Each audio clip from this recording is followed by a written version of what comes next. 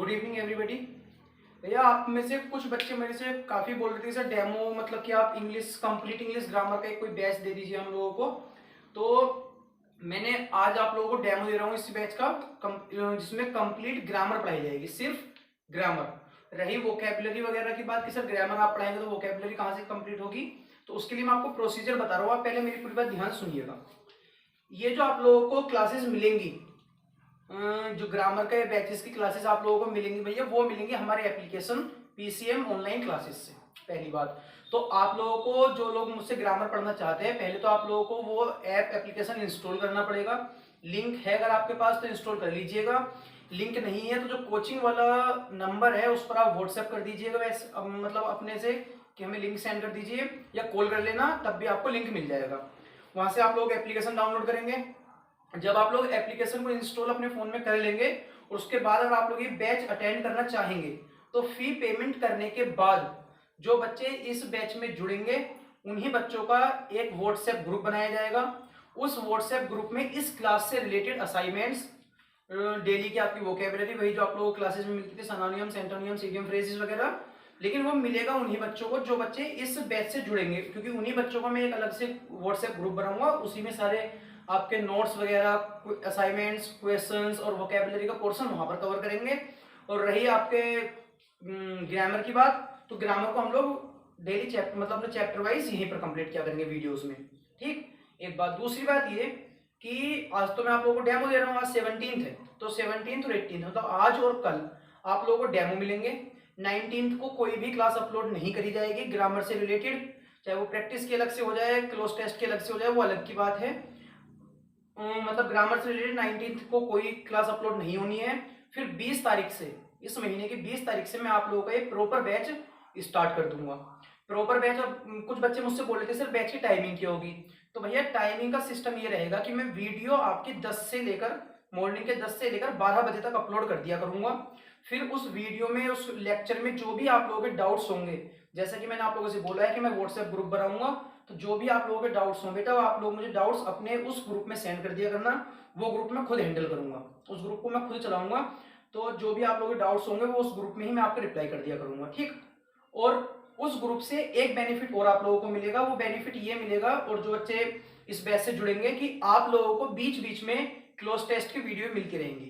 Cloze test की video किस तरीके से मिलेंगी कि वो वीक में 2 या 3 दिन ग्रामर के साथ जुड़कर, ऐसा नहीं कि 2-3 दिन अगर क्लोज टेस्ट दिया है हम लोगों को तो सर ने हमें ग्रामर बंक कर दिया हमारा। ग्रामर प्लस क्लोज टेस्ट 3 दिन वीक में आप लोगों को क्लोज टेस्ट प्लस ग्रामर दोनों मिलेगा। फिर बाकी के दिन आपको ग्रामर ग्रामर मिला करेगा। और सबसे बढ़िया बात जो है वो ये है कि ये बैच जो है ये 7 डेज अ वीक का है। इस बैच में कोई हॉलीडे, कोई आपका लीव कुछ नहीं रहेगा। बैच जो है आप लोगों का ये डेली ही चलेगा। तो जो भी, अब मैं एक बार फिर से बता रहा हूँ, जल्दी जल्दी सुन लीजिए मेरी बात को। जो भी बच्चे इस ग्रामर के बैच से जुड़ना चाहते हैं वो पीसीएम ऑनलाइन क्लासेस जो एप्लीकेशन है उसको इंस्टॉल कीजिए।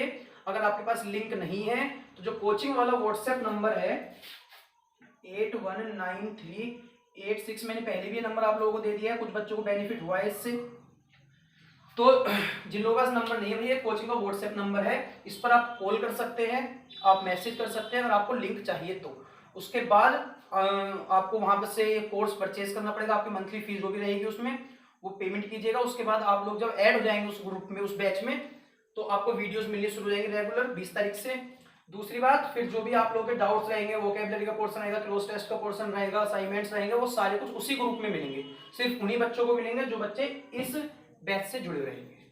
ठीक है, चलिए। तो आज का मैं आप लोगों का जो फर्स्ट वीडियो है बेटा, आज का और कल का जो वीडियो है ये आपका डेमो से रिलेटेड है। अच्छा हाँ, मैं एक बात आपसे पूछनी भूल गया एक्चुअल में, जो भी बच्चे बेटा इस बैच से जुड़ना चाहते हैं, प्लीज आप लोग, ये आप ही लोगों का बेनिफिट है, मैं आपके सामने 2 ऑप्शन रख रहा हूं, नाउन और वर्ब। आप लोग प्लीज मुझे ये जरूर बता देना कि आपका जो मैं फर्स्ट टॉपिक पढ़ाऊं आप लोगों को, जो आपका बैच जब 20 तरह से कंटिन्यू करूं, तो वो नाउन से शुरू करना चाहिए मुझे या वर्ब से शुरू करना चाहिए। अगर नाउन से शुरू करूंगा तो बेटा पहले पूरे पार्ट्स ऑफ स्पीच आएंगे, noun, pronoun, adjective, adverb, conjunction, preposition वगैरह वगैरह। वर्ब से शुरू करूंगा तो वर्ब, वर्ब के बाद tense, question tag, article, narration, voice, फिर नाउन पर आना है। तो सोच लीजिएगा कि पहले वर्ब से शुरू करना है या नाउन से शुरू करना है। इसका आंसर आपको मुझे जरूर करना प्लीज। ठीक है भैया, चलिए, तो आपका मैं आज का जो लेक्चर है डेमो का वो शुरू करता हूँ। जैसा कि मैंने आप लोगों से बोला था, एक वीडियो जब मैं आप लोगों को क्लोज टेस्ट वगैरह अपलोड किया था, तो उसमें शायद बताया गया था आप लोगों को कि मैं आपका एक टॉपिक इंट्रोड्यूस करूंगा जिस दिन भी मैं डेमो शुरू करूंगा, अदर एनदर और द अदर को लेकर। ये आपसे बात बोली गई थी अदर एनदर द अदर को लेकर। अब कुछ बच्चे आप में से ऐसे होंगे जिन्होंने मुझसे ऑफलाइन में ये टॉपिक पढ़ा होगा, अदर पढ़ा होगा, एनदर पढ़ा होगा, द अदर पढ़ा होगा, एक लेक्चर में पढ़ाए गए थे ऑफलाइन बैचेस में। जिन लोगों ने एडजेक्टिव पढ़ा है वो ये टॉपिक पढ़ चुके हैं, लेकिन मैं इसको डेमो में इसलिए लेकर आ रहा हूँ कि जिन लोगों ने पढ़ लिया है उनको रिवीजन हो जाएगा, जिन लोगों ने नहीं पढ़ा है उनको कुछ सीखने के लिए मिल जाएगा। काफी इंटरेस्टिंग टॉपिक है, काफी कुछ सीखने के लिए मिलता है। चलिए शुरू करते हैं। तो सबसे पहली बात तो बेटा ये कि अदर एनदर द अदर ये तीनों ही वर्ड्स होते हैं आप लोगों के, क्या होते हैं ये तीनों ही वर्ड्स? तीनों ही वर्ड्स होते हैं एडजेक्टिव। तीनों वर्ड्स एडजेक्टिव होने का मतलब ये है कि सर जब तीनों ही वर्ड्स एडजेक्टिव हैं तो इन तीनों ही वर्ड्स के बाद किसका लिखा जाना जरूरी हो जाएगा बेटा? बोलो फटाफट से। नाउन का। कि सर अगर एडजेक्टिव है तो एडजेक्टिव का तो नाउन जरूर कंपलसरी लिखा जाएगा। तो भैया अब अंतर ये हो जाएगा इनमें कि अदर के साथ जो नाउन लिखा जाता है वो तो लिखा जाता है प्लूरल नाउन। ठीक। अच्छा, अब अगर आप मेरी बात को रिलेट कर पाएंगे तो अगर बेटा मैंने अदर के साथ प्लूरल नाउन लिखा है तो एन अदर के साथ किस प्रकार का नाउन लिखा जाएगा? जैसे कि एक बात समझिएगा, मैं लिखता हूं ए गुड बॉय और बॉयज। अच्छा, ऐसे में लिखता हूं एन ऑनेस्ट गर्ल और गर्ल्स।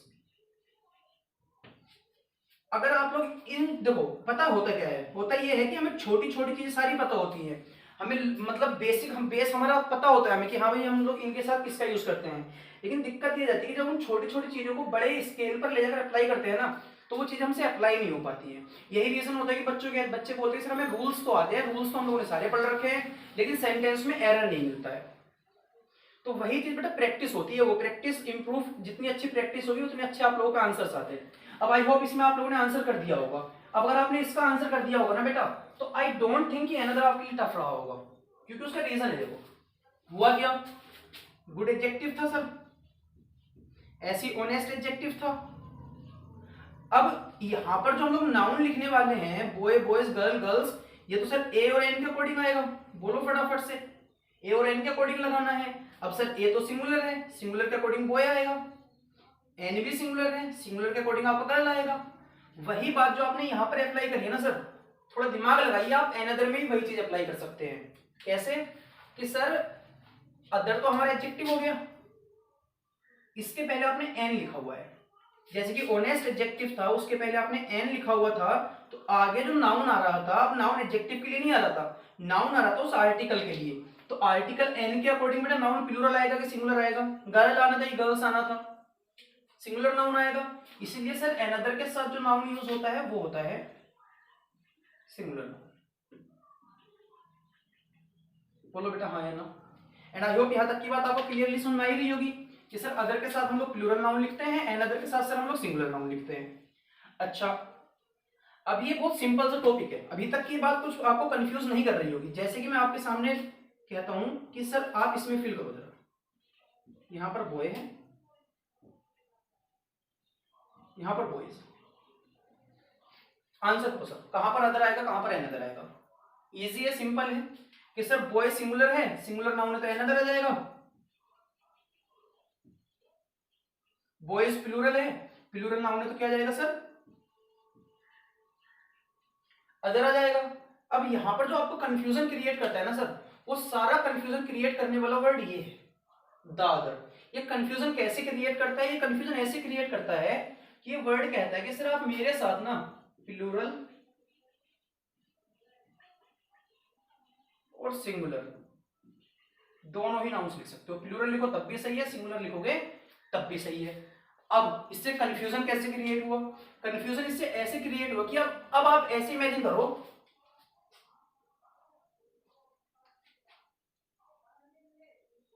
तीनों ऑप्शंस, अदर भी है, एनदर भी है, दादर भी है, तो कहां पर अदर एनदर दादर आना है ये आपको बताना है। बॉय सर सिंगुलर नाउन है, सिंगुलर नाउन है तो कुछ भी आएगा, लेकिन अदर तो आने से गया, अदर के साथ तो प्लूरल नाउन होना चाहिए था। अब जब तक नाउन सिंगुलर है सर तब तक अदर तो नहीं आ सकता, लेकिन सिंगुलर नाउन के लिए सर एनदर भी आ सकता है, और सर अगर नाउन सिंगुलर है तो सिंगुलर नाउन के लिए द अदर भी आ सकता है। कंफ्यूजन? एनदर भी सिंगुलर नाउन था बेटा, सिंगुलर नाउन के लिए एनदर भी सही है, सिंगुलर नाउन के लिए द अदर भी सही है। सर दोनों सही है तो फिर किसको चुने? वैसे ही कुछ आपको यहाँ पर कंफ्यूजन क्रिएट होगा, सर बॉयज आपका प्लूरल नाउन हो गया। अब प्लूरल नाउन के लिए एनदर ही तो नहीं आ सकता, क्योंकि एनदर जो आता है वो सिंगुलर नाउन के लिए आता है। चलिए मैं यहाँ से एनदर को तो हटाने के लिए राजी हूँ, लेकिन जब प्लूरल नाउन है तो प्लूरल नाउन के लिए अदर सही हो सकता है, प्लूरल नाउन के लिए हम लोग अदर लगा सकते हैं, प्लूरल नाउन के लिए हम दादर भी लगा सकते हैं। फिर से कंफ्यूजन क्रिएट, दादर नहीं था तो कितना सिंपल था, यहाँ पर एनदर था यहाँ पर अदर था, लेकिन जैसे ही दादर आया वैसे दिक्कत क्रिएट हो गई हमारे सामने, वैसे समझ नहीं आता बात क्या करे। तो सर उस सब चीजों को समझने के लिए ना आपको एक छोटी सी बात और समझनी पड़ेगी।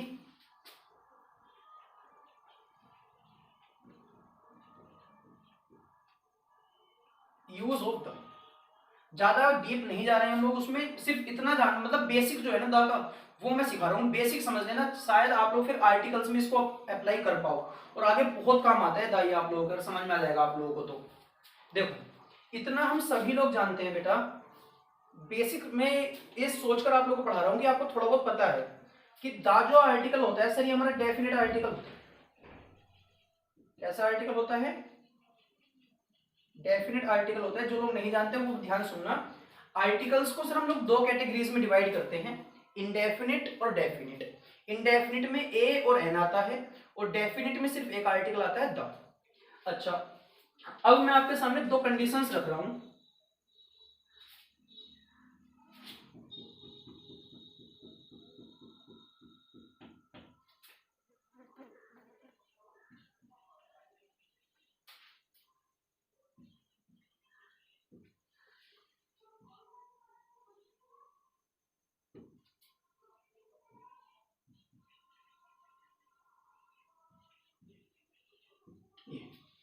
आपको यहाँ पर ए और द फिल करना है, कहां पर तो ए आना है कहां पर द आना है।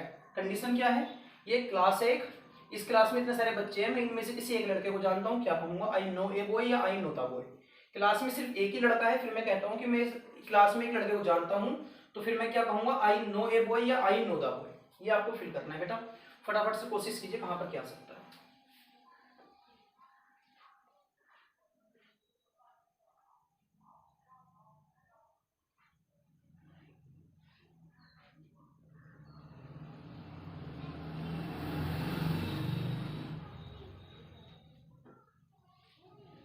देखिए जब बेटा मैंने आप लोगों से बोला, अब आपने इसको इस तरीके से समझना कि मैं आपको ऑफलाइन पढ़ा रहा हूँ, आपके सामने मैं खड़ा हूँ, क्लास में 50 बच्चे बैठे हैं, आप लोग मिलाकर सब लोग 50 बच्चे क्लास में बैठे हो, मैं पोडियम पर खड़ा हूँ, मैं आपसे बोलता हूँ कि मैं इस क्लास में एक लड़के को जानता हूँ। ठीक सर, मैं इस क्लास में एक लड़के को जानता हूँ, लेकिन कौन से लड़के को जानता हूँ क्या आपको पता है? आप 50 बच्चे मेरे सामने बैठे हो, मैंने तो साफ बोल दिया कि भाई मैं आपकी क्लास में एक लड़के को जानता हूँ, लेकिन सर जानता कौन से लड़के को हूँ ये तो नहीं पता है ना। मतलब पता है बात का क्या हुआ? मतलब बात का ये हुआ कि जब बात हो रही थी तो वहां पर हम लोग दो लोग मौजूद थे, एक तो स्पीकर और एक था आपका लिसनर। एक बोलने वाला मतलब मैं और एक सुनने वाला मतलब कि आप। अब हुआ कि जैसे ही मैंने बोला कि मैं आपकी क्लास में एक लड़के को जानता हूं, तो कौन से लड़के को जानता हूं वो सिर्फ मुझे नोन है, उसका सिर्फ मुझे पता है कि मैं कौन से लड़के को जानता हूं। आप तो नहीं जानते ना कि 50 बच्चों में से सर कौन से बच्चे की बात करें, कौन से लड़के को सर जानते हैं। तो लिसनर के लिए क्या हुआ? अननोन हुआ, मतलब लिसनर को नहीं पता है कि कौन सी की बात हो रही है। तो बेटा जब भी ये कंडीशन बनकर आए कि स्पीकर के लिए तो नोन है कि किस मैं किसकी बात कर रहा हूं, लेकिन लिसनर के लिए अगर वो अननोन है तो ये होता है इंडेफिनिट। इंडेफिनिट होने का मतलब आर्टिकल ए या एन, तो सर यहां पर तो जाएगा आपका ए। लेकिन जैसे ही मैं इस बात पर आता हूं कि आई नो डैश बॉय, अब क्लास में एक ही लड़का है। अब आप इमेजिन करके ये सोचना कि क्लास में एक ही लड़का बैठा है और मैं पोडियम पर खड़ा हूं और मैं उससे बोलता हूं कि मैं इस क्लास में एक लड़के को जानता हूं। क्लास में लड़का एक ही बैठा है और मैं पोडियम पर खड़े होकर बोल रहा हूं कि मैं इस क्लास में एक लड़के को जानता हूं। जब मेरी बात उस लड़के ने सुनी होगी तो क्या वो समझ गया होगा कि मैं किस लड़के की बात कर रहा हूं? क्योंकि क्लास में तो एक ही बैठा है, वो खुद ही बैठा है, तो वो तो खुद ही समझ जाएगा कि सर क्लास में मैं अकेला बैठा हूं और आप बोल रहे हो मैं इस क्लास में एक लड़के को जानता हूं, तो मतलब आप मुझे ही जानते होंगे। बोलो फटाफट से हाँ या ना। कहानी क्लियरली समझ आ रही होगी आई होप सो। तो अब क्या हुआ, सेकंड कंडीशन में हुआ ये कि सर लोग फिर से ही दो थे, स्पीकर भी था और लिसनर भी था। अब जैसे ही मैंने बोला कि मैं क्लास में एक लड़के को जानता हूं तो मुझे तो पहले से पता है कि मैं किसकी बात कर रहा हूं, तो मेरे लिए तो वो पहले से ही नोन है। लेकिन अगर चूंकि क्लास में लड़का एक ही बैठा है तो समझ तो वो भी गया है ना कि बात जो हो रही है बात तो मेरी ही हो रही है। तो सर वहां पर क्या हुआ, वहां पर ये हुआ कि चीज स्पीकर के लिए भी नोन बनी और लिसनर के लिए भी नोन बनी। अकेला ही था तो अकेला व्यक्ति तो समझ ही जाएगा कि बात मेरी हो रही है। तो जब बेटा स्पीकर और लिसनर दोनों के लिए नोन होता है तो इसको हम लोग बोलते हैं डेफिनिट। और अगर डेफिनेट बोलेंगे तो भैया इसका आंसर हो जाएगा आप लोगों के द। अभी मैं इसके आपको दो एग्जांपल्स और देता हूं जो मैं ऑफलाइन बैचेस में देता हूं कि मुझे बहुत लगते हैं कि ये आसान है, बच्चे आंसर कर देते हैं, समझ जाते हैं यहां से। आई नो एन और the MP of India and I know a और द PM ऑफ इंडिया।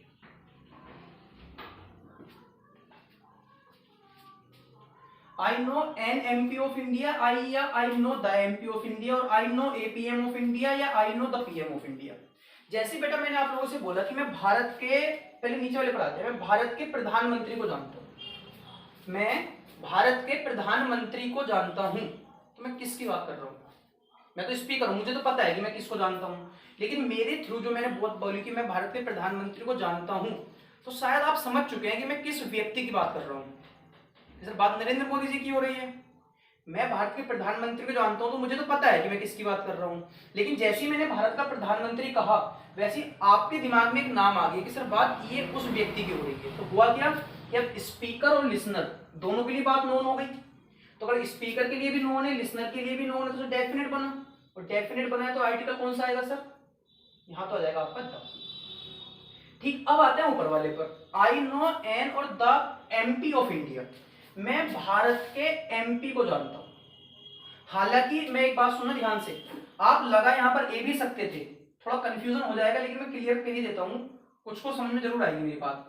अगर मैं आपसे बोलता हूं मैं भारत के प्रधानमंत्री को जानता हूं, तो अब तक जितने भी भारत के प्रधानमंत्री बने, पंडित जवाहरलाल नेहरू से लेकर नरेंद्र मोदी जी तक जितने भी प्रधानमंत्री बने, क्या पता मैं उनमें से किसकी बात कर रहा हूं।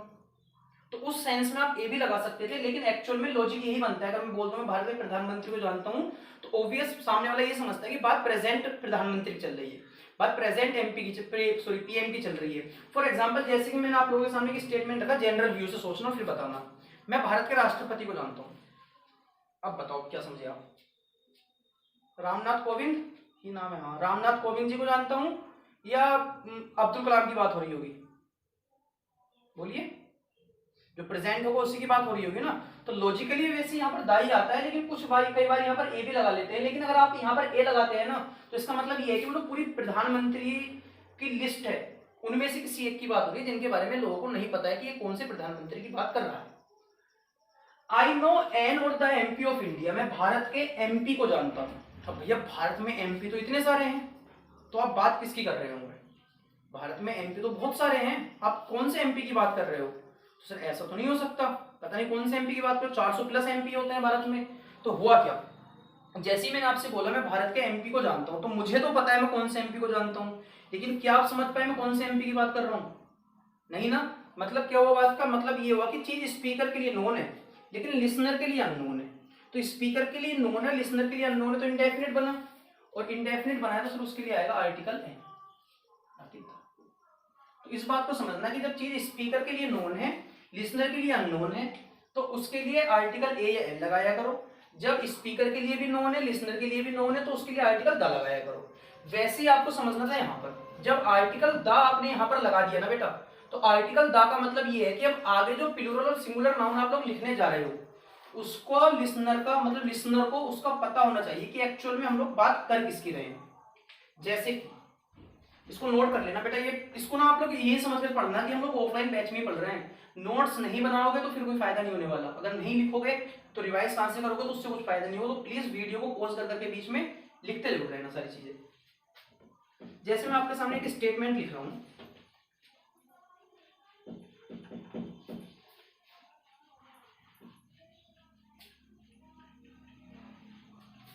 ऑप्शन आपके तीनों ही है, ध्यान समझना। yesterday I gave you 2 books, where is yes yesterday I gave you 2 books, where is one। कि कल मैंने आपको 2 किताबें दी थी, दूसरी वाली किताब कहाँ है। अब आपको यहाँ पर फिल अदर एंड अदर दादर में से करना है। तो सबसे पहली बात, अब आराम समझते सुनना बेटा, ये वन जो है ये वन सिंगुलर है कि प्लूरल है, बताना बेटा फटाफट से। ये वन सिंगुलर है कि प्लूरल है? सिंगुलर है। सिंगुलर है सर, अदर की तो कहानी खत्म हो गई क्योंकि अदर के साथ तो प्लूरल नाउन आना था। तो सिंगुलर है तो या तो आप कहते हैं अनदर या आप कहते हैं दादर, क्योंकि सिंगुलर के लिए अनदर भी आ सकता है और सिंगुलर के लिए दादर भी आ सकता है। ठीक भैया, अब मेरी बात को ध्यान सुनना। अब आप ऐसे इमेजिन करके देखो कि मैंने आपको 2 किताबें दी, एक इंग्लिश की दी, एक मैथ्स की। ठीक है, जब आप मेरे पास किताब वापस करने आए तो आप इंग्लिश की किताब लेकर आ गए। तो मैंने आपसे बोला कि भैया मैंने कल आपको 2 किताबें दी थी, तो दूसरी वाली बुक कहाँ है। जब आप मेरे सामने खड़े हो और मैं यहां से बोल रहा हूँ कि भाई दूसरी बुक कहाँ पर है, तो मैं कौन सी बुक की बात कर रहा हूँ, आपके समझ में क्या आएगा? ये जाएगा या नहीं जाएगा कि सर बात करें आप मैथ्स की बुक की। जैसे कि एक छोटा सा एग्जाम्पल और समझना, जो कि मैं ऑफलाइन बैचेज में बोलता रहता हूँ कि जब आप लोग इस स्कूल में अपनी पढ़ाई करते हैं, 7th 8th में होते हैं, तो स्कूल्स में एक बैग चेकिंग होती है, बुक्स के लिए बैग चेकिंग करते हैं स्कूल्स में, आप लोगों के साथ भी हुआ होगा। तो ऐसा होता है कि जैसे स्कूल में आपके 8 लेक्चर्स होते थे, तो आप 8 लेक्चर के लिए 8 सब्जेक्ट की अलग अलग बुक लेकर जाते थे। किसी दिन दिमाग में खुराफात आई कि यार चल छोड़ा, आज 8 नहीं लेकर जा रहा हूँ, कौन चेक करने वाला है, आज 6 किताब लेकर चला जाता हूँ, यार 7 किताब लेकर चला जाता हूँ, एक को छोड़कर जाओ या 2 को छोड़कर चला गया। अब खुशकिस्मती से अगर उसी दिन बैग चेकिंग हो जाए, किस्मत ज्यादा अच्छी अगर है और उसी दिन बैग चेकिंग हो जाए, टीचर आपके पास आया, टीचर आपसे बोलता है कि भैया लाओ बैग दिखाओ, तो पहली बात तो क्या कह रहे हो सर, ऐसे वाली फीलिंग आएगी। लेकिन जैसे टीचर ने बोला भाई बैग दिखाओ, आपने बैग दिखा दिया अपना, टीचर ने निकाली 6 किताब, लानी थी 8 किताब, टीचर ने आपसे बोला बेटा बाकी किताबें कहाँ हैं, दिमाग में क्या आया? अरे यार ये उन किताबों की बात कर रहे हैं जो मैं घर पर रख कर आ गई, और आपके दिमाग में हाथों हाथ वो दोनों सब्जेक्ट आ जाएंगे। मतलब इस टीचर को तो पता ही है कि ये 2 किताबें कौन सी वाली गायब है, लेकिन वहां पर पता तो आपको भी है ना कि कौन सी 2 किताब यहाँ से मिस हो रही है। जब स्पीकर और लिसनर दोनों को क्लियर हो जाएगा बेटा, तो अब आप यहाँ पर अनदर नहीं लगाएंगे, अब आप यहाँ पर लगाएंगे क्या?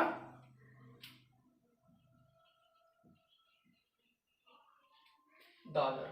अच्छा और एग्जांपल्स देख लो इसके जरा एक सेकंड।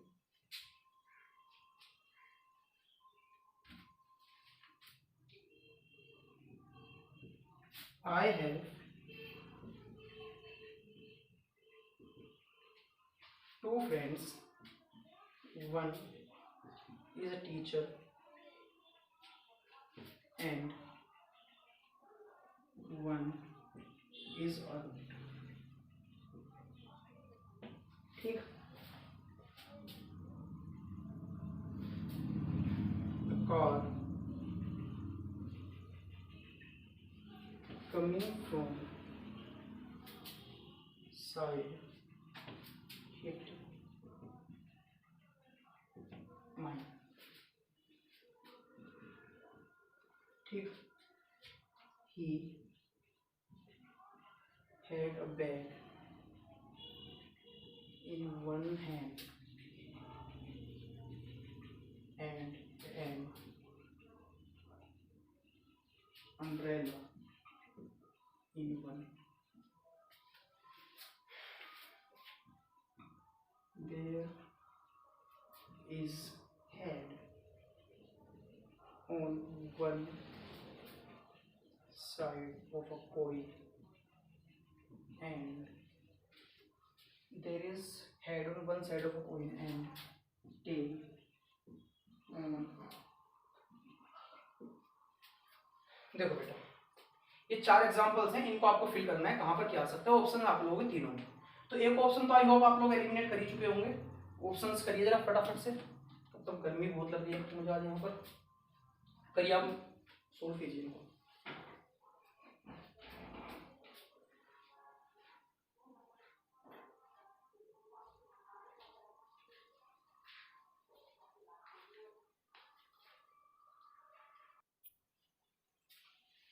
देखो भाई, I have two friends, one is a teacher and, अच्छा इसको सेकंड को छोड़िए आप, एक सेकंड, आप ना फिफ्थ से शुरू करते हैं। There is head on one side of a coin and tail on one. One की बात हो रही है, सिंगुलर हुआ। जब सिंगुलर हुआ सर तो एनदर की तो कहानी खत्म हो गई। जब एनदर की कहानी खत्म हो गई सर, या तो अदर कहेंगे, सॉरी सिंगुलर है, अदर की कहानी खत्म हुई, या तो एनदर कहेंगे या दादर कहेंगे। दादर कब कहेंगे? जब ये नाउन कैसे होंगे भैया?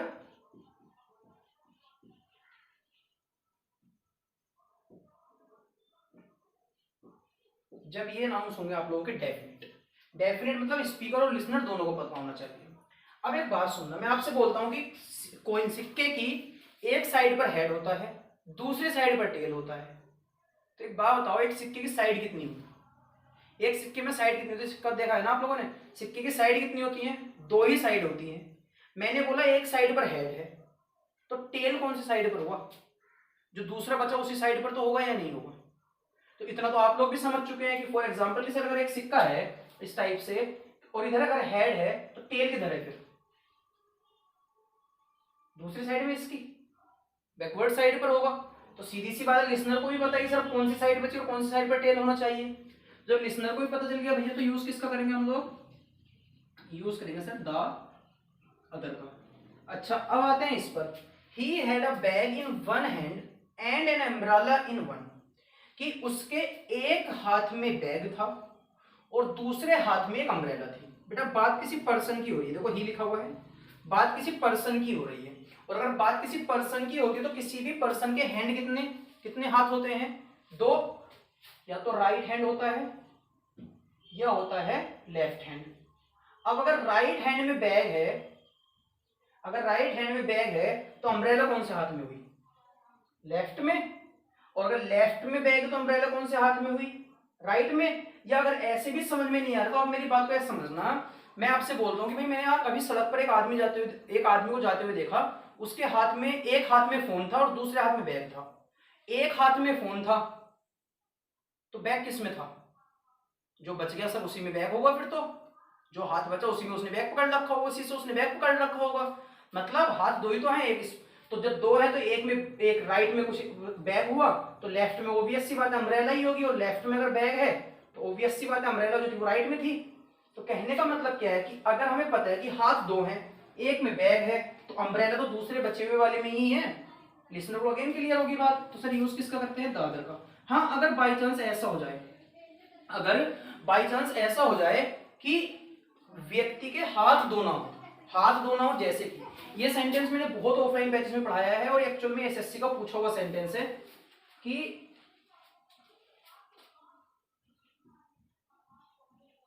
लॉर्ड विष्णु, ये जिन लोगों ने बेटा ऑफलाइन बैचेस पढ़े उनको एग्जांपल ध्यान आ गया होगा। Lord Vishnu has a lotus in one hand and a sword in the other one। ये सेंटेंस है बेटा एरर फाइंडिंग के लिए कि Lord Vishnu has a lotus in one hand and a sword in the other one, कि Lord Vishnu, भगवान विष्णु के एक हाथ में लोटस है, लोटस कमल का फूल है, और दूसरे हाथ में तलवार है। अब एक बात आप लोग इमेजिन कीजिएगा, आप सभी लोगों ने कहीं ना कहीं पर लॉर्ड विष्णु, भगवान विष्णु का कोई ना कोई पिक्चर देखा होगा, तस्वीर देखी होगी, मूर्ति जरूर देखी होगी। तो जब आपने उनकी तस्वीर देखी होगी, मूर्ति देखी होगी, तो आप लोगों ने वहां पर नोट करी होगी कि उनके हाथ दो नहीं होते, 4, 5 या 6 हाथ बनाए जाते हैं किसी भी पिक्चर में, मूर्ति में। तो जब वहां पर 5 या 6 हाथ हैं तो आपने तो ये बोल दिया कि एक हाथ में लोटस है और एक हाथ में तलवार है।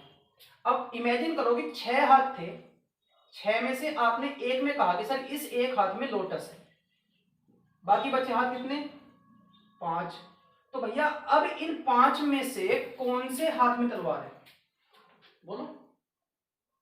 अब इन 5 में से कौन से हाथ में तलवार है? ये तो नहीं पता हमें। यहां पर तो साफ साफ पता था कि हाथ दो हैं, दो ही हाथ हैं किसी पर्सन के, एक में बैग हो गया तो जो दूसरा बचा उसी में से आपका क्या बचा? अम्ब्रेला होगा। अब यहां पर हाथ है 6, एक में लोटस है, फिर आप कह रहे हो दूसरे में तलवार है, तो भैया दूसरे तो से पहले तो भी 5 हाथ हैं, ये इन 5 में से कौन से हाथ में तलवार है? ये तो क्लियर ही नहीं है, तो लिसनर को पता ही नहीं है कि 6 हाथों में से आपने यहाँ पर जो हाथ था उसमें तो आपने कह दिया इसमें तो कमल था, लोटस था, बाकी दूसरे हाथ में तलवार था। ओ भाई 5 बचे, 5 में से कौन से हाथ में तलवार है, ये तो पता ही नहीं है। जब बात लिसनर को क्लियर नहीं है ना, तो अब ये डेफिनेट नहीं है, अब ये बनेगा इनडेफिनेट, और इनडेफिनेट बन जाएगा सर तो यूज हो जाएगा आपके एनदर का। तो ध्यान समझना, वन सिंगुलर था इसलिए अदर नहीं लगा था, अदर प्लूरल के लिए आता है, तो एनदर या दादर की बात चल रही है अभी। तो एनदर आपका यहाँ पर इसलिए सही हुआ क्योंकि बात इनडेफिनेट है। अगर लिसनर को पता चल जाए कि तलवार भी कौन से हाथ, अगर हाथ दो ही है फिर से, तो फिर बात सीधी सी हो जाती, फिर आपका दादर ही सही होता। ठीक है, अच्छा अब आते हैं इस पर, the car coming from side hit mine. अब जस्ट फॉर एग्जाम्पल आप एक बात समझना कि दूसरी तरफ से आ रही कार ने मेरी कार को टक्कर मार दी, दूसरी तरफ से आ रही कार ने मेरी कार को टक्कर मार दी। अब आप इमेजिन ऐसे करो, ये ठाकुर द्वारा और ये डैडी, ठीक, और ये हो गया रोड, इस तरीके से, ठीक सर। अब ऐसे इमेजिन करके चलना, अगर मैं ठाकुर द्वारा से दिल्ली की ओर जा रहा हूं, तो जिस कार ने मेरी कार को टक्कर मारी वो कौन सी साइड से आ रही थी, इस साइड से आ रही होगी, इतनी बात तो क्लियर है ना। मैं बोल रहा हूं कि दूसरी साइड से आ रही कार ने मेरी कार को टक्कर मार दी। अब अगर मैं ठाकुर द्वारा से दिल्ली की ओर जा रहा हूं, तो दिल्ली से कार आ रही है, उसने मेरी कार को टक्कर मारी होगी, अंडरस्टूड है।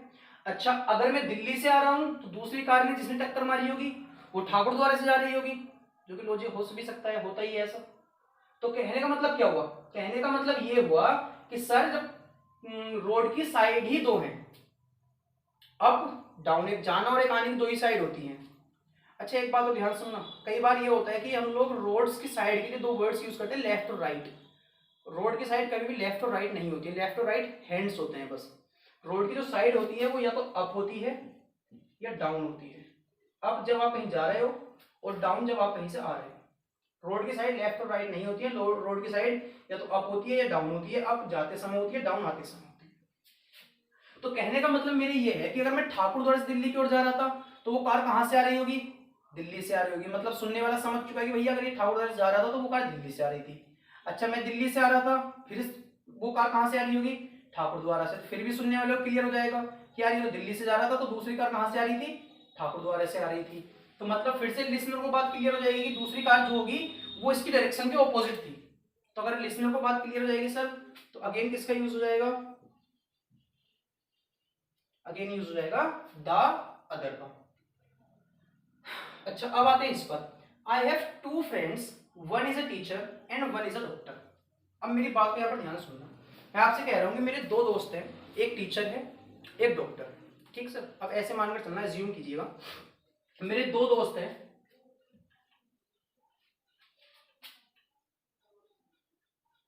एक का नाम अमित, एक का नाम गौरव। अरे इसको छोड़ो, कोई और नाम बताओ, रोहन है। एक का नाम अमित एक का नाम रोहन। अब मैं आपसे मिलता हूं किसी पार्टी में, तो उस पार्टी में मैं आपसे बोलता हूं कि भाई मेरे दो दोस्त हैं, एक अमित है एक रोहन है। अमित जो है ये डॉक्टर है,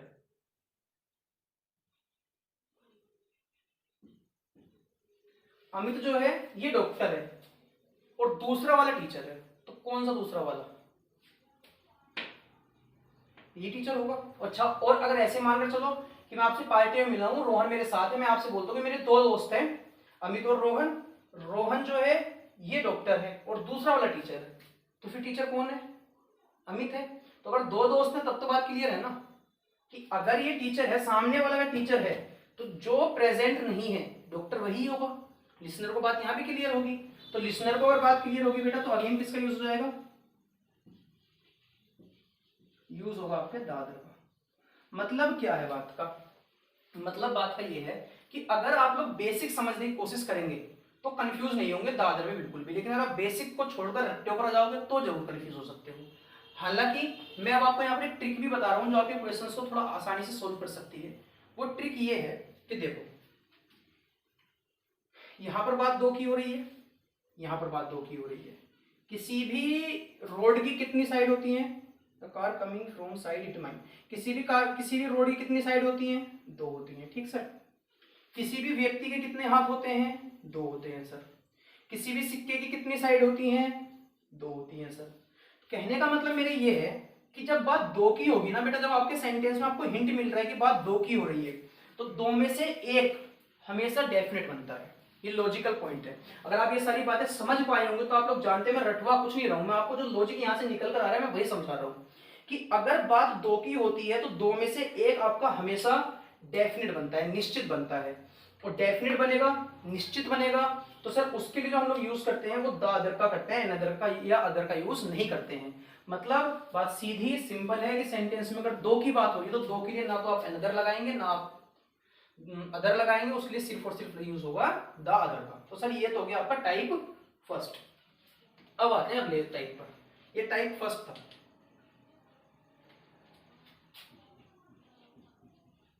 टाइप फर्स्ट, ठीक, इसको नोट कर लीजिएगा, इनके एग्जांपल्स वगैरह जो भी आप लोगों को नोट करने हैं, ठीक है। चलो अब आते हैं आगे।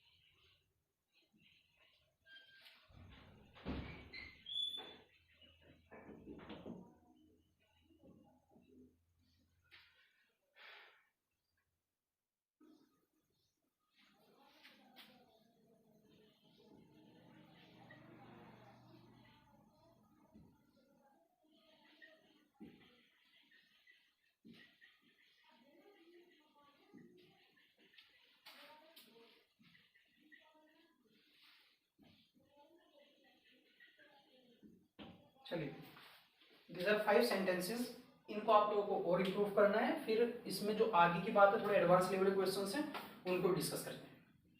अच्छा, अभी जो हमने मेरा टाइप फर्स्ट में किया था वो फिल इन द ब्लैंक्स को लेकर किया था। जब फिल इन द ब्लैंक्स में अदर एंड दादर में से किसी एक को सिलेक्ट करना था, वहां पर मैंने आप लोगों को बता दिया कि जब बात दो की होगी तो दो के लिए आप हमेशा दादर को प्रायोरिटी देते हैं, दादर ही सही होता है, प्रायोरिटी तो छोड़िए। खैर बहरहाल दादर का बेसिक यूज जरूर ध्यान रखना कि दा का मतलब डेफिनेट होता है, और डेफिनेट का मतलब जब स्पीकर और लिसनर दोनों को कंफर्म पता है कि हम लोग बात किसकी कर रहे हैं तभी हम लोग सेंटेंस में दा का यूज करते हैं। ठीक है भैया, चलिए तो अभी जो आपके सामने सेंटेंसेस लिखे हुए हैं आप लोग इनको फटाफट से एरर कीजिए, जहां पर जो भी कर सकते हैं फिर आगे बात करेंगे। इधर में एक सेंटेंस और लिख देता हूँ, जैसे कि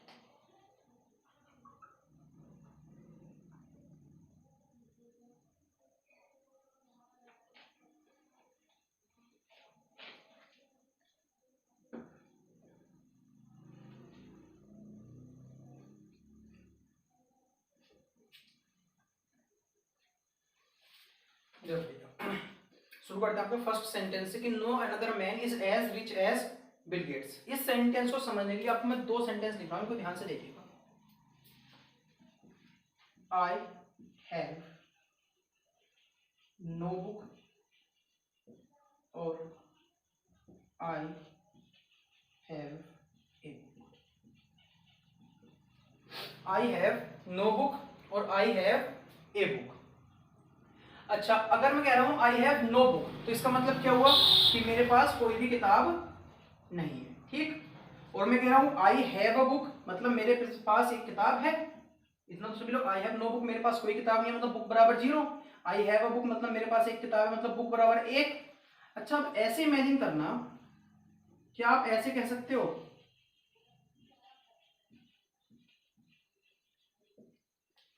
आई हैव नो ए बुक? बताना बेटा फटाफट से, मतलब ही नहीं होता ना। I have no a book तो नहीं कर सकते। नो बुक कहेंगे तो 0 है, ए बुक कहेंगे तो एक किताब है कम से कम। तो या तो 0 कहिए या 1 कहिए, तो किताब है ही नहीं है किताब है। ऐसा तो नहीं है कि है भी नहीं और है भी नहीं ना, कि या तो बुक बिल्कुल है ही नहीं और अगर है तो 1 है। तो वही बात आप लोग अगर यहाँ पर अप्लाई, जो देखो अगर आपके सामने ये स्टेटमेंट लिखकर आया होता तो आई होप आप लोगों ने फटाफट से बता दिया होता, सिर्फ नो और ए एक साथ नहीं जाएंगे, बात आपकी लॉजिकली गलत हो जाएगी। जो चीज आपने यहाँ पर अप्लाई करी है, जो मैं आपसे बोल रहा था कि हम लोग छोटी छोटी चीजें अप्लाई कर लेते हैं लेकिन बेस वही होता है, बस बड़े सेंटेंस में हम लोग वहां तक सोच नहीं पाते। कुछ यहाँ भी वैसे ही कहा गया था, नो और एन। अदर नो और एन तो एक साथ नहीं आ सकते, कहानी गड़बड़ हो जाएगी। अब बेटा या तो आप यहां से नो को हटाएंगे या आप यहां से एन को हटाएंगे। अच्छा, अब मैं हटाऊं तो हटाऊं किसको, नो को हटाऊं या एन को हटाऊं? तो बेटा ये क्या कहा जा रहा है कि no another man is as rich as Bill Gates, कि कोई भी व्यक्ति बिल गेट्स के जितना अमीर नहीं है। नो लिखा हुआ है तो इसका मतलब यही हो ना कि कोई भी व्यक्ति, कोई भी दूसरा व्यक्ति बिल गेट्स के जितना अमीर नहीं है। अगर आप यहां से नो हटा देंगे तो मतलब क्या निकलेगा कि another man is as rich as Bill Gates, कि कोई दूसरा व्यक्ति बिल गेट्स के जितना अमीर है। सेंटेंस का मीनिंग चेंज हो जाएगा। अगर आप नो को हटाते हो तो आपके सेंटेंस का मीनिंग चेंज हो जाता है। पहले तो आप कह रहे हो कोई भी व्यक्ति बिल गेट्स के जितना अमीर नहीं है, फिर आप कह रहे हो कि एक व्यक्ति है जो बिल गेट्स के जितना अमीर है। और जैसा कि मैं आप लोगों से बोलता हूं पहले से कि सेंटेंस में कुछ भी एरर करो, कुछ भी इंप्रूवमेंट करो, लेकिन कभी भी सेंटेंस का मीनिंग चेंज मत किया करो। मतलब बात का यह है भैया कि आप यहां से इस नो को नहीं हटाएंगे, आप यहां से इस एन को हटाएंगे। अब आपके दिमाग में एक बात आ रही होगी कि सर अदर के बाद तो प्लूरल नाउन आता है, ये तो सिंगुलर नाउन दे दिया आप लोगों ने। तो भैया एक बात समझना, नाउन इस नो के अकॉर्डिंग लगा हुआ है। मैंने पहले आपको बात ऑपरेट करके दी थी कि जो सिंगुलर नाउन है ये अदर के लिए नहीं है, ये इस एन के लिए था। वैसे यहाँ पर जो सिंगुलर नाउन है ये अदर के लिए नहीं है, सिर्फ ये नो के लिए भी है। और नो के साथ सिंगुलर प्लूरल दोनों नाउन आ जाते हैं। और यही रीजन है शायद आप लोगों ने, जिन लोगों ने पढ़ा है, सिर्फ उनसे बात करूं, जिन लोगों ने नहीं पढ़ा बेटा आप पेशेंस रखिएगा कि नो अदर के बाद सिंगुलर प्लूरल दोनों नाउन्स आते हैं। आप लोगों ने पढ़ा जरूर होगा, ये जब एडजेक्टिव पढ़ते हैं स्ट्रक्चर बनते हैं, जिन लोगों ने पहले पढ़ चुके हैं उनसे बात करो, जिन लोगों का फर्स्ट टाइम है आप लोग कंफ्यूज मत हो ना, अभी हम लोग यहाँ तक आएंगे जरूर। तो मैं ये कह रहा था कि यहाँ पर जो हम लोग नाउन लिख रहे हैं ना सर, वो नाउन सिर्फ अदर के लिए नहीं था, वो नाउन यहाँ पर लिखे हुए नो के लिए था। जिस प्रकार से यहाँ की बात थी कि यहाँ पर जो हम लोग सिंगुलर नाउन लिख रहे थे वो अदर के लिए नहीं लिख रहे थे, यहाँ पर सिंगुलर नाउन लिखा जाता है एन के लिए। रही बात नो के अकॉर्डिंग नाउन को लगाने की, तो बेटा देखो ध्यान से जरा, I have no book, no के साथ सिंगुलर नाउन आ सकता है या नहीं आ सकता है? आ सकता है ना। तो यहाँ पर कंफ्यूज मत होना कि अदर के बाद प्लूरल नाउन आना था। नाउन यहाँ पर अब अदर के अकॉर्डिंग नहीं आ रहा है, नाउन आ रहा है नो के अकॉर्डिंग। सेम वैसे ही जैसे यहाँ पर नाउन अदर के अकॉर्डिंग नहीं आकर नाउन आता है एन के according. His another uncle is a bank manager, उसके दूसरे अंकल बैंक मैनेजर है। अच्छा अच्छा, एक चीज समझते हैं आप, ज्यादा कंफ्यूजन नहीं होगा आप लोगों को। बात ये है कि ये नो जो है ना, ये भी आपका डिटर्मिनर होता है। डिटर्मिनर मतलब जो संख्या को बताता है। एन जो है ये भी आपका डिटर्मिनर होता है, ठीक, ये भी किसी संख्या को बताता है। हम लोगों ने यहाँ पर एक बात नोट करी कि अगर ये नो भी डिटर्मिनर है, ए भी डिटर्मिनर है, तो दो डिटर्मिनर तो एक साथ आ ही नहीं सकते हैं, बात को इलॉजिकल बना देंगे। तो अगर आप इसी बात को समझेंगे ना ध्यान से बेटा, ये बात बहुत काम की है कि दो डिटर्मिनर कभी एक साथ नहीं आते हैं। अगर आप इसी बात को थोड़ा ध्यान से समझेंगे तो बात कुछ ये निकल कर आएगी,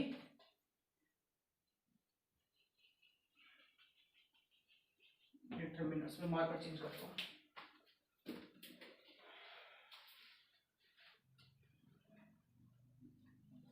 यहाँ से लिख लेते हैं। डिटर्मिनर्स में बेटा पहली कैटेगरी तो आती है आपकी आर्टिकल्स की,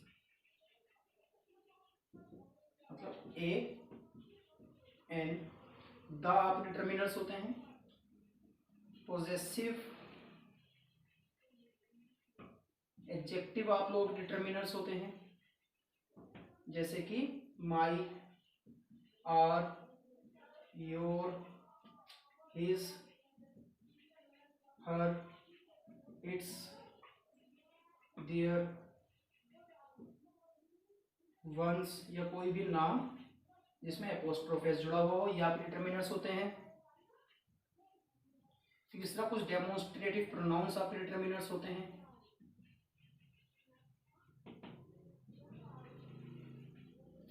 जैसे कि this,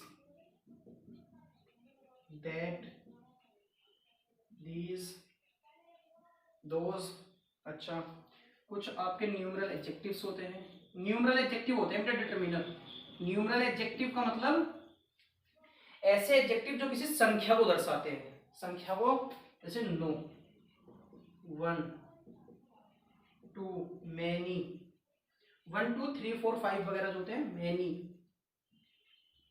much, several, certain, many, A, etcetera. I hope कि आप लोग मेरी बात को रिलेट कर चुके होंगे मैं किन की बात कर रहा था। तो डिटर्मिनर्स जो होते हैं वो बेसिकली बेटा ये होते हैं, आप लोग चार कैटेगरीज में डिवाइड कर रखे हैं। Articles, possessive adjective, demonstrative pronoun और न्यूमरल एडजेक्टिव्स। तो और अभी हम लोग इससे पहले क्या पढ़ा कि दो डिटर्मिनर तो एक साथ आ ही नहीं सकते थे, बात को इलॉजिकल बना देते हैं। अच्छा, वैसे जो चीज लॉजिक आपने यहाँ पर अप्लाई करा है ना बेटा, वही लॉजिक आप यहाँ पर भी अप्लाई कर सकते हैं। His another uncle is a bank manager. देखिए, हिज पोजेसिव एडजेक्टिव है, पोजेसिव एडजेक्टिव है मतलब डिटर्मिनर। एन आर्टिकल है मतलब कि डिटर्मिनर। अब सिर्फ दो डिटर्मिनर तो एक साथ आ नहीं पाएंगे, तो फिर से दिक्कत आई, हिज को हटाऊं कि एन को हटाऊं? बोलो बेटा फटाफट से, हिज को हटाऊं कि एन को हटाऊं? अगर हिज को हटाया तो फिर से दिमाग लगाओ, शायद सेंटेंस का मीनिंग चेंज हो रहा है। His another uncle is a bank manager मतलब उसके एक चाचा बैंक मैनेजर हैं, उसके एक अंकल बैंक मैनेजर हैं। लेकिन अगर आप सिर्फ अनदर कह रहे हैं तो आप कह रहे हैं कि एक अंकल बैंक मैनेजर है। किसके अंकल? तो मीनिंग चेंज हो गया। तो आप यहाँ से हिज को नहीं हटाएंगे, हिज को हटाएंगे तो मीनिंग चेंज रहेगा। तो आप यहाँ से हिज को मत हटाइएगा, आप यहाँ से हटाइए एन को। अब फिर से वही बात आई कि सर अदर के साथ तो नाउन प्लूरल आना चाहिए था। बोलो बेटा फटाफट से। तो बेटा नाउन प्लूरल आना चाहिए था, लेकिन वो नाउन के सिर्फ अदर के अकॉर्डिंग आता है। नाउन तो यहाँ पर लिखे हुए वर्ड के अकॉर्डिंग आ रहा है, डिटर्मिनर के अकॉर्डिंग आ रहा है। अच्छा अभी बात सुनना, आप हिज बुक कहिए या आप हिज बुक्स कहिए, बात तो दोनों ही पॉसिबल है ना। उसकी बुक से उसकी किताब या उसकी किताबें, मेरी किताब मेरी किताबें, कुछ भी दोनों ही पॉसिबल है। तो यहाँ पर जो नाउन है ना बेटा वो अदर के लिए मतलब नहीं लग रहा है, वो लग रहा है हिज के अकॉर्डिंग। जैसे कि यहाँ पर लिखा हुआ नाउन नो के अकॉर्डिंग लग रहा था, ठीक है। तो दो डिटर्मिनर एक साथ नहीं आते हैं, तो जब तक हिज लिखा हुआ है तब तक एन मत लगाना। अच्छा, इस सेंटेंस को मैं थोड़ा सा चेंज कर रहा हूँ, उसको ऐसे कर लेना, द अनदर ऑप्शन। ये सेंटेंस बड़ा अच्छा सा है। The another option was even more confusing. Error दिख जाना चाहिए अब इसमें, एरर के लिए कंफ्यूज नहीं होना चाहिए आप लोगों को। द डिटर्मिनर आर्टिकल है, एन भी डिटर्मिनर आर्टिकल है, तो दो डिटर्मिनर तो एक साथ आएंगे नहीं। मैं बोल रहा था बेटा टाइप से कि ना काफी कुछ सीखने के लिए मिलेगा। दो डिटर्मिनर एक साथ आएंगे नहीं, तो अब यहाँ से द हटाइए या अब आप यहाँ से एन हटाइए, क्योंकि ऑप्शन कैसा नाउन है बेटा? सिंगुलर नाउन है। एन के साथ लगाओगे तब भी सिंगुलर चल जाएगा, एन अदर के साथ सिंगुलर नाउन सही है। अच्छा, दादर के साथ चलाओगे तो दादर के साथ भी सिंगुलर नाउन सही है, लेकिन हटेगा जरूर कोई ना कोई, या तो दा को हटाओ या तो एन को हटाओ, क्योंकि दोनों डिटर्मिनर है, दो डिटर्मिनर एक साथ नहीं आ सकते। अब दिक्कत यह है, हटाऊं तो हटाऊं किसको? बोलना बेटा जरा, किसको हटाना पड़ेगा? दा को हटाऊं कि एन को हटाऊं? अगर आप सेंस लगा पाएंगे, हिंट है बेटा सेंटेंस में, हिंट था ये, मोर कंफ्यूजिंग।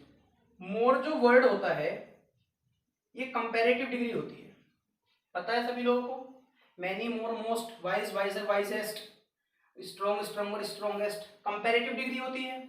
और जो लोग जानते हैं सही है, जो लोग नहीं जानते बेटा उनको मैं बता देता हूँ कि कंपैरेटिव डिग्री का यूज यूज्ड फॉर टू होता है। कंपैरेटिव डिग्री का प्रयोग दो के लिए किया जाता है, दो से ज्यादा के लिए कंपैरेटिव डिग्री का प्रयोग नहीं किया जाता है। तो जैसे यहाँ पर कंपैरेटिव डिग्री लिखा हुआ मिला, वैसे ही मुझे पता चल गया कि बात दो की हो रही होगी, कि कंपैरेटिव डिग्री दो के लिए आता है। तो अगर बात दो की हो रही होगी सर, तो दो के लिए अनदर लगता है कि दो के लिए द अदर लगता है? अभी बताया गया था सर दो की बात होती है, दो में से एक हमेशा डेफिनेट बनेगा, और डेफिनेट बनेगा तो दो के लिए द अदर का यूज होता है, अनदर का यूज नहीं होता है। अगले वाले पर, अच्छा इसको छोड़ो अभी, इस पर आने लगते हैं 6 पर। Another half of the movie was even more entertaining. Half तो सिंगुलर है ना, सिंगुलर के लिए another सही है या नहीं है? और यहाँ पर कोई डिटर्मिनर भी नहीं है दूसरा, तो कुछ ज्यादा सोचना पड़े तो बोलो बेटा फटाफट से सही है या गलत है?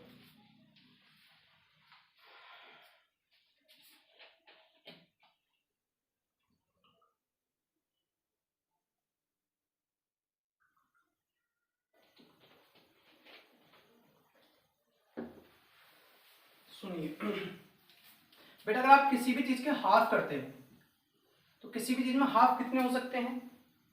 हाफ मतलब आधा हिस्सा होता है, तो आधे आधे तो दो हिस्से होते हैं। तो अगर दो की बात होती है तो दो के लिए एन नहीं लगता है, ठीक sir. You can use another methods to solve the question. Error तो मिल गया, अनदर का यूज हुआ है, आगे प्लूरल नाउन लिखा हुआ है, तो प्लूरल नाउन के साथ अनदर तो लग ही नहीं सकता सर, तो एरर तो है सेंटेंस में। अब एरर करें क्या? अनदर को हटाकर अदर करें या अनदर को हटाकर द अदर करें? क्योंकि अनदर के साथ तो प्लूरल नाउन आ ही नहीं सकता ना, प्लूरल नाउन या तो अदर के साथ आता है या द अदर के साथ आता है। तो क्या करें बेटा, बताना जरा फटाफट से। अदर भी कर सकते हैं, द अदर भी कर सकते हैं। तो मेरी बात ध्यान सुनना, इस सेंटेंस में दोनों ऑप्शंस करेक्ट है। आप अदर भी कर सकते हो, आप द अदर भी कर सकते हो। कैसे? आप मेरे पास एक क्वेश्चन को लेकर आते हो कि सर हमने ये मेथड इसमें, अच्छा ऐसे मानकर चलना कि मैंने आपको एक सवाल को सोल्व करने के, क्वेश्चन को सोल्व करने के 5 तरीके बताए, ठीक सर। आपने एक तरीका लगा दिया, आप मेरे पास आए, आपने कहा कि सर हमने इसका एक तरीका अप्लाई कर दिया, हमसे ये सोल्व नहीं हुआ। मैंने कहा भाई इससे नहीं हुआ तो दूसरा लग ले, दूसरा कर ले, दूसरे मेथड से अप्लाई करके देख ले। तो दूसरे मेथड से मैंने तो कह दिया, लेकिन बचे कितने थे? 4 मेथड। तो आप परेशान कि सर बचे तो 4 मेथड हैं, इन 4 में से कौन सा लगाना है? तो अगर 5 मेथड है तो आपको नहीं पता इन 4 में से कौन सा लगाना है, आपको नहीं पता है, मतलब लिसनर के लिए अननोन हुआ, लिसनर के लिए अननोन हुआ, तो अदर लगा दो। अच्छा अब आते हैं दूसरी कंडीशन पर कि सर अगर ऐसा होता कि मेथड ही 2 होते, एक आपने लगा कर देखा जिससे आप नहीं कर पाए, आप मेरे पास आए, मैंने कहा कि इससे नहीं हो दूसरा वाला लगा लो, तो आप फट से समझ गए कि सर आपने दूसरा वाला मतलब जो बचा। अच्छा अगर और चीजों को रिलेट करना है तो ऐसे मानकर चलना, मैंने आपको 2 फॉर्मूले सिखाए, ए प्लस बी का होल स्क्वायर, ए माइनस बी का होल स्क्वायर। एक कोई क्वेश्चन आया, आपने उसमें ए प्लस बी का होल स्क्वायर लगाया, आपका आंसर नहीं आया, आप मेरे पास आए, आपने कहा कि सर हमने ये फॉर्मूला लगाया था, हमारा सवाल का आंसर नहीं आया। मैंने कहा इससे नहीं आया, दूसरा लगाकर देख लो। तो दूसरा कौन सा? ए माइनस बी का होल स्क्वायर। तो अब आपको पता है कि मैं कौन से की बात कर रहा हूँ, कौन सा ऑप्शन बचा है, आप भी समझ गए, मैं भी समझ गया, तो दोनों समझ गए, डेफिनेट बन जाएगा दादर। ऐसे मानकर चलना, ये और सिखा दिया आपको, 4 फॉर्मूले हो गए आपके पास। अब कंफ्यूजन हो जाएगा, आपने ये लगाया नहीं हुआ, आप मेरे पास आए कि सर हमने ये फॉर्मूला लगाया था इससे नहीं हुआ, मैंने कहा इससे नहीं हुआ तो दूसरा लगा कर देखो कोई। दूसरे में से 3 बचे थे, इन 3 में से कौन सा लगाना था? कंफ्यूजन, तो लिसनर को क्लियर नहीं है तो बेटा अदर भी आ सकता है, अदर भी सही है एंड द अदर भी सही है, यहाँ पर ये दोनों सही रहेंगे, ठीक। इस पर आइए 5th पर, other can never understand our feelings. इस सेंटेंस को समझने के लिए आपको एक चीज और समझनी पड़ेगी, और उसको समझाने के लिए थोड़ा सा यहाँ पर रफ करना पड़ेगा।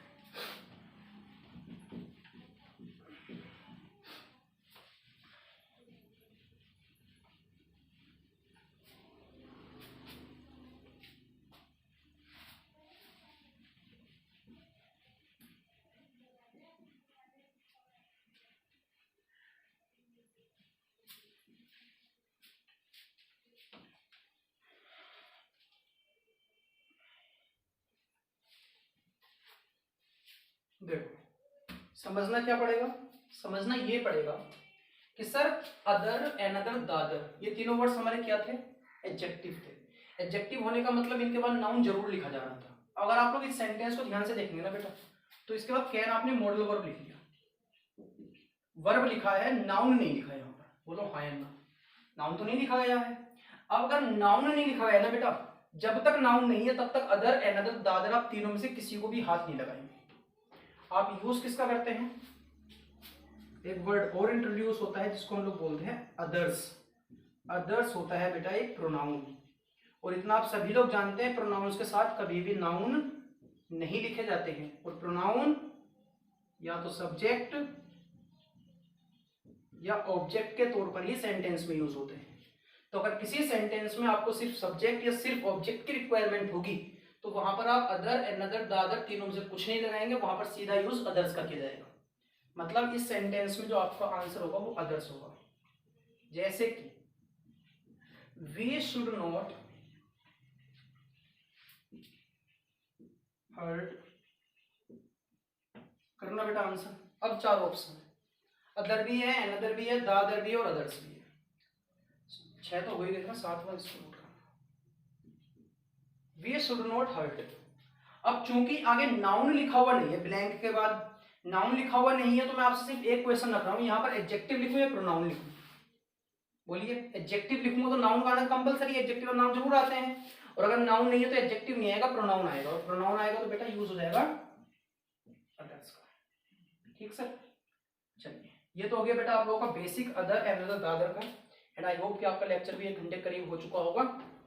बाकी किस तरीके से आपको अप्रोच करना है, क्या करना है, वो सारा कुछ वीडियो की स्टार्टिंग में बता दिया गया है। बस एक चीज आप ना भूलें, वो ये है कि आप मुझे ये जरूर रिकमेंड कर दें कि शुरुआत वर्ब से करनी है कि शुरुआत नाउन से करनी है। इस चीज को लेकर मैं थोड़ा सा कंफ्यूज हूं, तो आप इसको जरूर क्लियर करना कि शुरुआत करनी कहाँ से है। बाकी सारा कुछ मैंने आपको वीडियो के बारे में बता चुका हूँ मैं आप लोगों को, कहाँ से वीडियो बनाए, कि किस किस टाइम आपको वीडियो मिलेगी, किस तरीके से वीडियो तक पहुंचना है, बाकी सारा कुछ आप लोगों को क्लियर हो चुका है। ठीक है सर, चलिए आज के लिए इतने देते हैं, बाकी थैंक यू।